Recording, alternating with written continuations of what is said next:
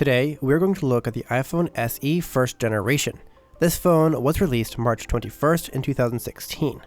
We are going to look at the performance, features, camera, and screen size to see if this phone is still worth using in 2024. This phone has the Apple A9, which is a dual-core 1.85 GHz processor. This phone has 2 GB of RAM, so while it's not the fastest or most up-to-date performance, it does still work fairly well. The performance coming out of this phone would be fine for somebody who is not a power user. But for somebody who is a power user and requires a long-lasting battery, a newer iPhone would likely be a better option. While using this phone, I did not experience very much lag. However, it's definitely not as fast as the newer iPhones. All in all, I'm actually impressed with the performance of this phone, especially since it came out in 2016. I'll give it about a 6 out of 10 in terms of performance. Since this phone is no longer supported, you will not be able to update to any OS newer than iOS 15.8. Even though you won't have the newest features released on iOS 17, 15.8 still has most of the fundamental and standard features. I don't think that the average user will find this as a huge problem. One downside that I do think should be mentioned is because it cannot update to anything newer than 15.8, the functionality of this phone could go downhill quicker than a phone that has up-to-date software. Using this phone, I haven't found any real limitations with iOS 15.8. That said, if you are somebody who likes or needs the newest and greatest iOS version, this phone is not for you.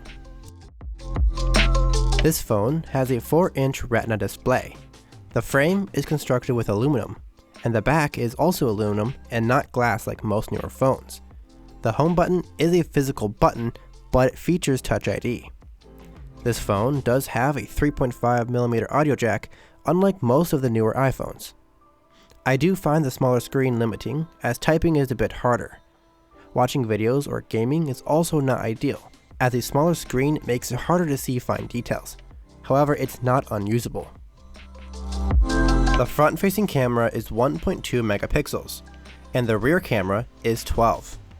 The camera system does have optical image stabilization, although the optical and digital stabilization is not going to be as good as something you would find on a newer phone like the iPhone 12. But it does work and helps cut down on vibrations. This camera can shoot up to 4K video at 30 frames per second, which is super impressive for a phone of this age. The 4K on this phone obviously is not going to be as good as newer phones or more professional cameras, but hey, that is still pretty good. In conclusion, the first generation iPhone SE is still usable in 2024. How much longer the usability will last, I'm not sure, but if you want to use this phone as an MP4 player, a kid phone / family phone, or you don't use your phone a whole lot and don't need the power, battery, or features of a newer phone, this model could still be of service.